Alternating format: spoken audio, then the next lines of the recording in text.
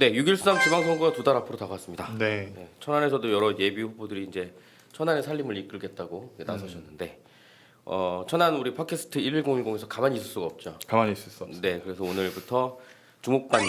네. 근데 맞습니까, 진짜 주목받고 네. 주목을 받는 게 아니고요. 주목받는 각 네. 정당의 예비 후보들을 만나고 네. 다양한 공약과 포부를 들어보는 시간을 저희가 나름대로 준비했습니다. 네. 릴레이로. 네. 그래서 아니 소개하기 전까지 좀 말 좀 하지 마십시오. 네. 방송 본능 때문에 첫 번째 시간으로 전 천안시 의회 의장 죄송합니다. 현이죠. 네네. 현 생각하네. 천안시의 의장님이신 전종환 예비 후보를 만나보겠습니다. 안녕하십니까 후보님. 예 반갑습니다.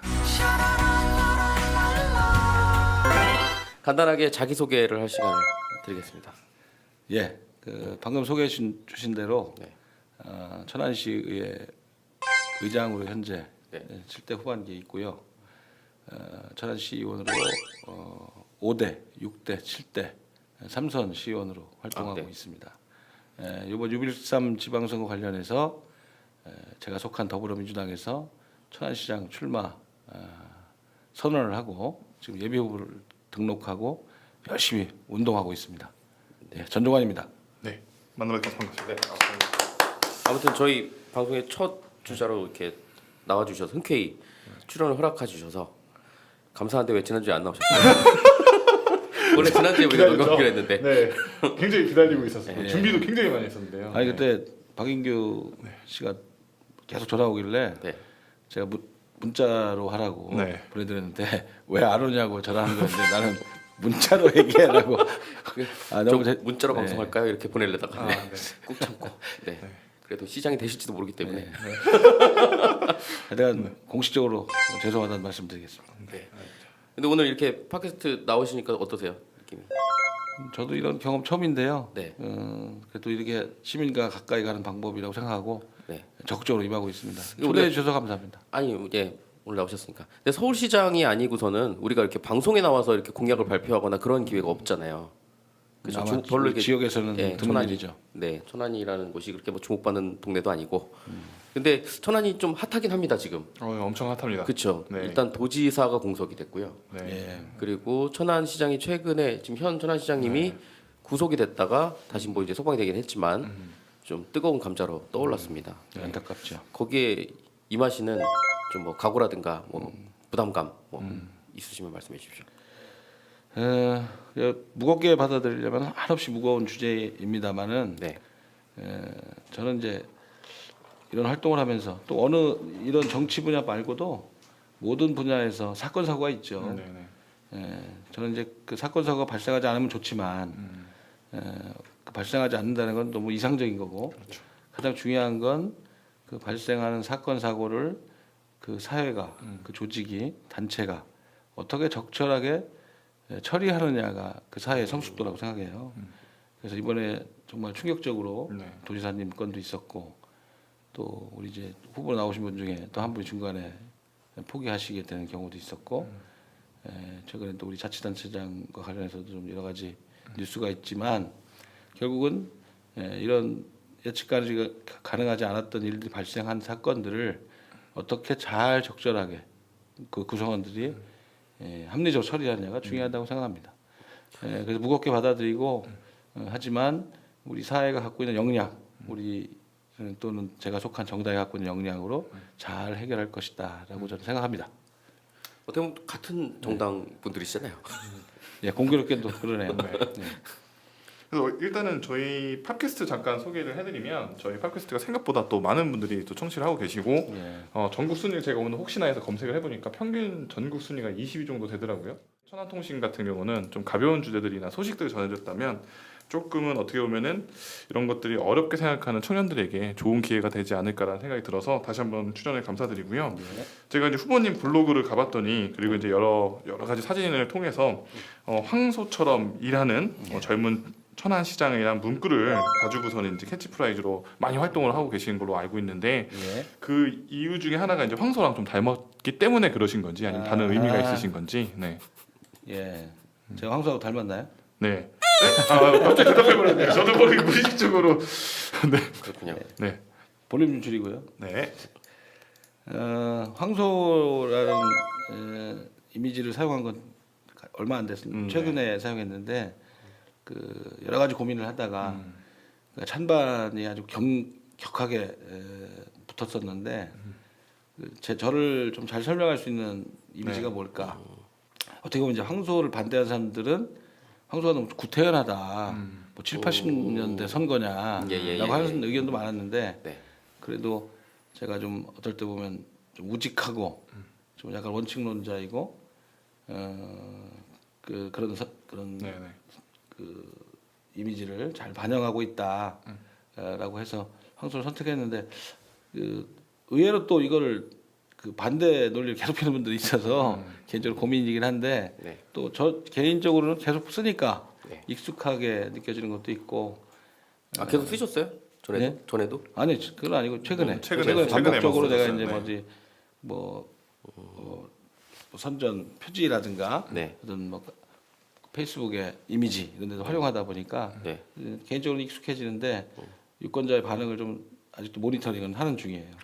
아무튼 황소라는 이미지 그 저돌적이고 젊고 앞으로 전진하는 네. 그런 느낌들 그런 것이 제가 갖고 있는 어떻게 보면 단점으로 뭐 약간 독선적으로 보이는 것도 있고 또 원칙이 강하다 보니까 좀 비타협적인 거 아니냐 하는 비판들도 있는데 네. 오히려 그걸 강점으로 좀 승화시키려고 하는 그런 시도도 있죠. 그럼 항소하실 건가요? 황소 예. 현재는 약간 네. 아, 좀 우리가- 당황했습니다. 네. 우리끼리는 웃기는 건데 반응이 이럴 줄은. 아, 그래서 약간 이제 저는 이런 생각을 많이 들었거든요. 약간 황소란 이미지가 더 일을 많이 할수록 더 건강해지는 거잖아요. 그 네. 황소 자체가 그래서 예. 시민들을 위해서 더 많이 일을 할수록 더 강해지는 후보다. 약간 이런 의미를 담고 있지 않았나라는 개인적 생각을 해봤었습니다. 사실은. 예, 네, 그래서 좋네요. 네. 예, 맞습니다. 일을 더 많이 할수록 근육이 생기고 정치적 근육이 생기는 그런 그렇죠. 아주 좋은 캐치프라이즈가 아닐까 생각이 들고요. 그리고 이제 길거리에 보다 보면 지금 현수막에 제가 이제 그 저희 어디 그러니까 충무병원 있는데 보면 네. 크게 붙어 있어요. 네, 그래서 네. 딱 보이는 게 이제 젊은 시장 이걸 이제 캐치프라이즈로 많이 선전하시는 네. 것 같은데 제가 이제 지금 현재 경내 경선을 하시는 두 분의 나이가 어떻게 되시는지 제가 정확하게 정보가 없어서 근데 더 젊기 때문에 젊은 시장을 하시는 건지 아니면 어떤 의미가 담겨 있는 건지 한번 설명 좀 부탁드리겠습니다. 뭐 중의적 의미가 있죠. 음. 우선 제가 경쟁해야 될 분들이 대체로 연령이 저보다 많이 네. 많으시고 또 우리 천안이라는 도시가 갖고 있는 젊은 이미지. 네. 예. 그리고 또 이제 제가 66년생 말띠 뭐 나이로 따지면 만 한 52세 52 정도 되는데 이게 또 뭐 우리 여기 계신 분들에 비하면 많지만 네네네. 또 우리 사회에서 이런 도전을 하는 사람 중에서는 좀 젊은 나이에 속한다라고 네. 생각하는 게 있고 또 중요한 거는 젊은 건 굳이 꼭 나이만은 아닐 거라고 생각이 들고 제가 또 겪어보시면 알지만 생각이 젊습니다. 오히려 어떤 젊은 청년보다도 더 창의적이거나 아이디어가 많죠. 그런 의미에서 중의적 의미를 담아서 했다고 보시면 되겠습니다. 그리고 이제 이 사실 정치를 하기 전에는 저희도 뭐 대부분의 분들 알고 시민분들 아시다시피 이제 수의사 출신이라고 네. 알고 있습니다. 그래서 공약 중에 동물복지위원회 설치 공약이 네. 있었습니다. 그래서 네. 최근에 천안에는 뭐 이렇게 유기견들을 약간 이제 조금 나쁜 상황에 있던 사건도 있었고 예, 그렇기 예. 때문에 이 공약이 어떤 건지에 대해서 좀 한번 설명 부탁드리겠습니다. 우리 이제 시민 반려동물하고 이제 우리 시민들하고 관계를 보면 이제 뭐 가족이라고 봐도 과언이 아니죠. 네. 반려동물이라는 말 자체에 그런 뜻이 있는 건데 제가 옛날 수의과 대학을 다니면서 공부할 때 하고 지금하고 그런 환경은 너무 많이 바뀌었어요. 오히려 이제 수의사인 저도 그 반려동물하고 저렇게 가깝게 지낼까라고 싶을 정도로 그런 게 현실이거든요. 근데 이제 그런 거에 맞춰서 우리 사회적으로 좀 자치단체 안에서 그런 반려동물에 대한 정책은 뭐 거의 뭐 없다고 봐도 과언이 아니죠. 예. 오히려 아주 소극적으로 길거리에 방치된 유기견을 데려다가 일정을 보관하다가 네. 살처분하고 하는 것이 이제 시가 하는 정책의 예. 유일한 거였고 얼마 전에 그 불의의 사고를 당한 소방관 분들도 유기견을 잡으려고 예, 하다가 예, 맞아요. 불행을 당하신 거거든요. 그래서 이제 저는 이거를 과거하고 다 바뀐 환경 속에서 반려견에 대한 정책을 좀 다 새롭게 펴야 된다. 그래서 그 정확 공약 명칭으로 따지면 동물 종합 관리 보호센터라고 하는 겁니다. 네. 종합 관리 보호센터를 만들고 그 안에 이것을 전체적으로 운영하는 위원회 정 성격으로 동물복지위원회를 두는 거고요. 네. 그 안에는 우선 지금은 우선 위탁을 하고 있는데 그 시설 자체가 민간의 시설에 위탁하고 있는데 그런 거에 좀 최적화된 시설이 아니에요. 네. 그 동물 보호소가 그것을 좀 시민들이 좀 가까이에 갈 수 있는 좀 시내 중심에서 좀 가까운 곳에 적절한 시설을 설치하고 거기에 그 시민들이 뭐 자주 찾아올 수 있는 공간 정도의 거리에 하고 거기다가 동물 보건소도 넣고 또 동물의 또 이제 생로병사가 있으니까 동물의 그 어떤 마지막 이별하는 것과 네. 관련된 그런 시설도 넣어놓고 또 뭡니까 분양. 그러니까 기르다 보면 내가 어쩔 수 없이 헤어져야 될 여건상, 수가 있는데 못 기를 여건상 그러면 이제 책임 못 지니까 나중에는 좀 버리게 되는 거란 말이에요. 그렇죠. 그러니까 결국은 어떻게 관리할 수 없으니까 버리는 것도 된단 말이에요. 버리는 사람이 나쁜 것도 되지만 그렇다고 하면 그것을 좀 맡아주는 공간이 있고 그것을 또 새로운 주인을 찾아줄 수 있는 그런 매개할 수 있는 것으로서 그런 시설을 잘 이용한다면 좋겠다. 그래서 종합적인 것을 하는 동물 종합관리보호센터라고 하고 하는 겁니다. 말이 좀 길어졌네요. 네, 네. 그 기대해 주십시오. 지금 그러면 그 사모님도 수의사 같이 예. 하셨었죠? 꽈커플 꽈커플이요? CCC입니다. 캠퍼스 커플 C학점. 아 시약점 네, 감사합니다. 젊은 세대의 언어인 거죠? 네. 네. 셀프 근데 디스. 너무 좀 인터뷰가 무거워진 것 같아가지고 그냥 뭐 제가 그냥 간단한 질문인데 예전에 그 어려운 지금 그 자유한국당 그 홍준표 대표님께서 예. 그 이제 저서에서 돼지발정제 그 관련한 자기 이제 일화를 써가지고 예 그리고 대선 젊었을 때 때 뭐 많이 이런 화제가 일이 있었다 됐었죠. 대선 때 난리가 났었죠 사실은. 근데 이게 수입자 입장에서 수의사를 하셨으니까 수의사 입장에서 법적인 문제나 사실 뭐 그런 약을 쓰면 인간한테 위험하거나 뭐 이런 게 없는지 사실 궁금했어요 저는. 예.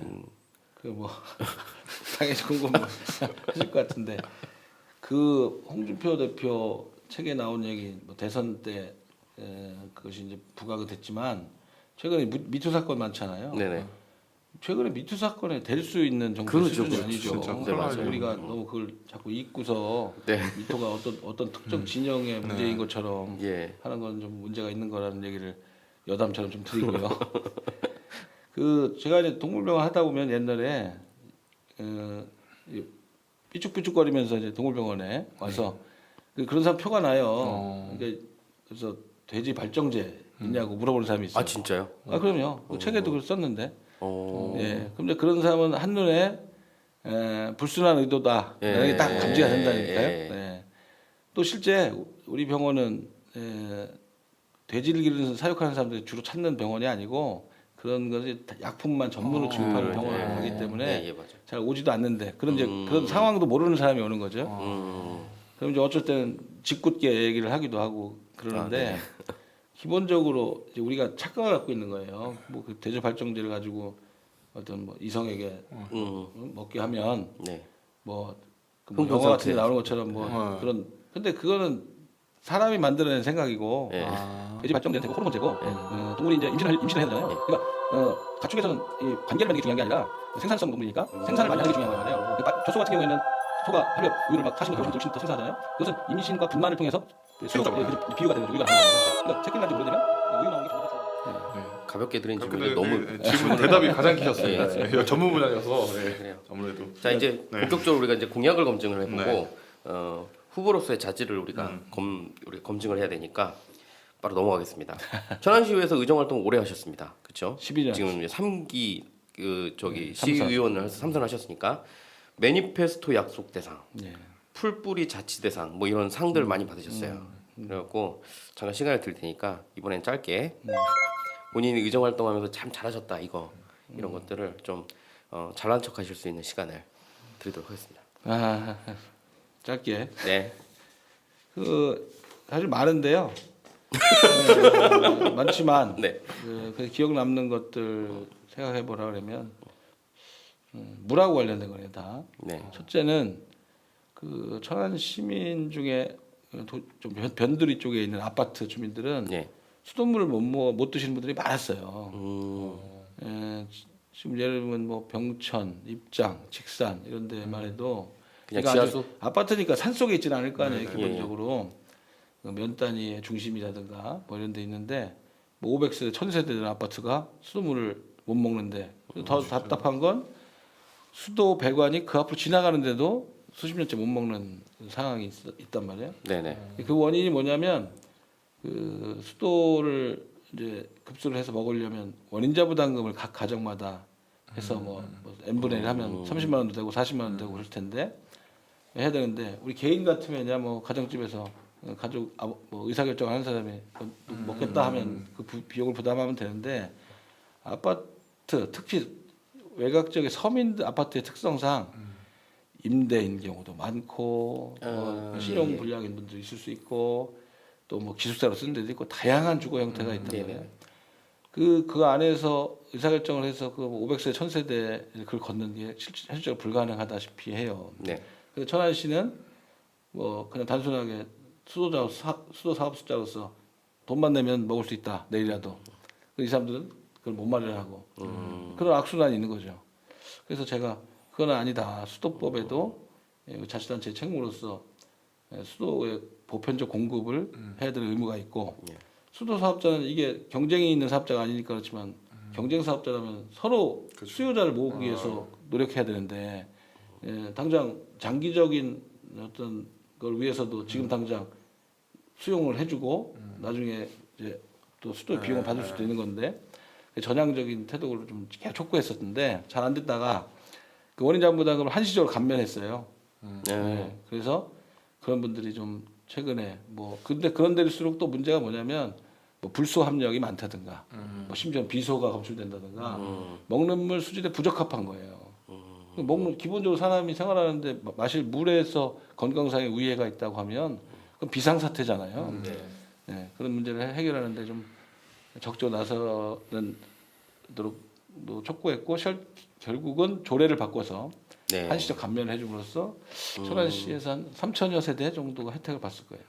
뭐 그런 거 또 얘기할까요? 아니 네. 그러니까 저는 개인적으로 제가 개인적으로 이제 하신 것 중에 가장 좋았던 것 제가 그냥 일반 시민으로 느꼈을 때는 시의회 그 회의를 이제 생중계 방송해 주시는 그러니까 많이는 안 보는 것 같지만 저는 사실 관심이 많아서 자주 보거든요. 그렇죠. 볼 수 있는 것과 많이 못 보더라도 안 보더라도 볼 수 있는 거 없는 것과 차이가 있으니까. 그래서 저도 가끔씩 이제 이거를 다시 한번 중계해서 페이스북 라이브로 제가 이렇게 끌어오는 경우도 있는데, 그래서 사실은 시민들이 정치나 아니면 시의원분들이 하는 어떤 행위들을 잘 모르는 이유 중에 하나는 정보의 소통이 부족해서 하는 건데 그런 거에 약간 물꼬터 준 것 같아서 저는 사실 제가 가장 좋게 하신 것 중에 하나가 그거지 않을까 개인적으로 생각을 하고 있습니다. 맞습니다. 이번에 또 새로 제가 내놓은 공약 중에 만약에 제가 시에서 일을 할 수 있다면 시의 주요한 회의를 또 생중계하겠다. 그러니까 시에는 회의가 많아요. 중요한 회의가 많죠.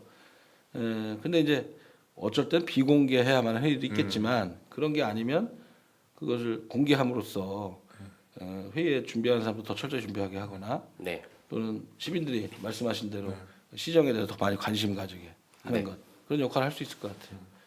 또 얼마 전에 또 이제 북 콘서트를 했습니다. 그래서 예. 엄청 많이 했었어요. 뭐 한 초반에 막 여러분들이 막 하다 보니까 이제 저는 좀 북 콘서트를 했는데 많은 분들이 오셨냐는 질문과 이게 사실 정치인분들에게 어떤 의미를 가지고 있는 건지에 대해서 모르시는 분도 많거든요. 왜 북 콘서트를 갑자기 하지? 일반 청년분들은 왜 정치인분들이 갑자기 북 콘서트를 하지? 이런 경우도 많아서 좀 이게 어떤 의미를 갖는지도 좀 설명을 부탁드립니다. 보통 정치인들이 이게 선거철 되면 하는데 이게 정치 후원금 받는 행사로 인식돼 있어요. 아 그래요? 네. 네네네. 그렇죠? 많이 들어왔습니까? 그래 저도 다른 정치 하시는 분처럼 북콘서트라는 걸 하게 됐는데요. 네. 그래서 많이 왔냐? 제가 생각한 것보다 많이 오셨어요. 너무 감사하게 생각하고 좀 부담스럽기도 해요. 그러면 정치인에게 북콘서트 출판 기념회가 뭐냐? 글쎄요. 사람에 따라 틀리겠지만 사회적인 비판은 일정하게 분명히 있는 것 같은데 네. 우선 크게 두 가지인 것 같아요. 선거를 앞두고 내가 어떤 정치적 세를 과시하기 위한 수단 하나. 네. 그리고 두 번째는 불법적인 그러나 좀 타치 안 받는 네. 상대적으로 타치를 안 받는 네. 정치 자금의 네. 모금, 네. 좀 검은 돈의 모금 창고 네. 이렇게 활용하는 거 아닌가라고 네네. 생각하는 게 좀 일반적인 일반적인 비판이죠. 네네. 그 제 얘기가 아니고. 네네. 근데 첫째 세과시라는 거는 정치인이 출판 기념 때 되면 막 수많은 사람들을 초청하고 또 어쩔 수 없이 막 유력한 정치인한테 많이 갈 수밖에 안 가면 눈도장에도 찍어야 되고 또 거기 가면 유력한 또 정치인들이 많이 와요. 친분을 과시하기 위해서도 막 다른 지역에 그렇죠. 국회의원 네네네네. 중앙에 무슨 맞습니다. 오고 못 오면 영상 영상, 메시지라도 맞아요. 보내. 사실 그것만 다 틀고 막 하는데도 뭐 전체도 뭐 1시간 이상씩 걸리고 그렇죠. 예. 근데 의뢰 그러려니 하고 또 잘 참아주죠 오신 분들이. 네, 우리 사회적으로 그거에 대해서 익숙해진 거죠. 그러니까 세과시가 분명히 있는 거고 뭐 2,000명 왔다 3,000명 왔다 뭐 보도자료 막 서로 다퉈서 뿌리잖아요. 뭐 확인 안 해봤지만 네. 그만큼 많이 왔다는 거고 막 길이 막히고 그러니까 그 어느 정도인지 명절 때도 안 막히던 길이 막히고 막 이런 거죠. 그래서 전형적인 세과시고 두 번째는 책 출판 기념회는 이제 기본적으로 책을 출판한 걸 기념하는 행사인데 서비스 차원에서 책을 갖다 놓고 그 자리에서 꼭 보겠다고 하는 사람이 있으면 팔 수도 있는 부수적인 게 팔아야 되는데 네. 책을 막 출판사에서 서점으로 안 가져가고 다 갖다 놓죠 체육관에다. 네. 예, 모든 생산된 책은 다 그걸로 가져가는 것 같은 느낌. 그리고 그것을 돈을 책값에 대해서 어디도 잘 안 써 있고 그렇죠. 또 요즘에 카드가 일상화돼 있는데 카드를 뭐 받았다는 데는 별로 못 본 것 같아요. 그 봉투를 내요. 그렇죠. 약간 축의금, 그러니까 어떤 예식장에 가서 예예 맞아요. 축의금 내고 축하하는 느낌이에요. 그러니까 그리고 그 결혼식장을 이렇게 얼마나 했는지 확인해서 써준 사람이라도 있는데 그런 사람도 없어요. 여기는 큰 통만 돈을 담을 수 있는 큰 그 통만 많이 여러 군데 비쳐 있고. 그러니까 이제 그런 거는 뭐냐면 경우에 따라서는 관계에 의해서는 그렇죠. 좀 어쩔 수 없이 온 사람도 많을 거잖아요. 이제 그런 사람들한테는 좀 부담을 주는 거고 지역사회 부담을 많이 주는 걸 수도 있겠죠. 그래서 그런 그 선거 자금, 정치 자금을 좀 음성적으로 모집하는 창구로서 활용되는 거 아니냐. 이런 두 가지 큰 비판이 있는 것 같아요. 근데 그래서 저는 이번에 하면서 그 좀 책을 써야겠다는 생각을 제가 좀 생각보다 순수한 데가 있어서 그것을 출판 기념의 본연의 의미로서 내가 어떤 사람인지 좀 정리하고 알리는 의미가 있겠다라고 해서 작년 여름부터 좀 그 카페에 시간 날 때마다 앉아가지고 막 노트북 갖다 놓고 썼었어요. 근데 너무 힘든 거예요. 속도도 안 나고 또 그래서 집사람한테 SOS 쳤죠. 아 네. 그래서 공정 조자로 되군요. 당신이 좀 도와줘. 왜냐하면 살아온 것에 같이 궤적이 비슷하니까 예. 당신의 얘기나 내 얘기나 비슷하지 않겠냐. 그래서 오히려 그 아이디어가 좋았던 것 같아요. 그래서 일정하게 여러 꼭지는 집사람이 네. 뭐 애를 키우는 과정, 네. 동물병원에 있었던 에피소드, 또 정치를 하게 된 거에 대한 시각이 또 집사람의 시각이 또 있었고 네. 그렇게 하면서 하니까 또 책 한 권이 되더라고요. 그래서 출판 기념을 했고 그 사회적 비판에서 좀 벗어나기 위해서 책은 정가에만 판매한다. 그래서 실제 카드 체크기를 4대나 준비를 했는데 좀 그게 좀 달랐었어요. 저도. 근데 4대까지 준비 안 해도 되는데 너무 많이 팔릴 줄 알고 2대만 있었어도 됐는데 아, 네. 그랬습니다. 네. 저도 책을 읽어봤는데 그 사모님이 쓰신 부분이 더 좋더라고요.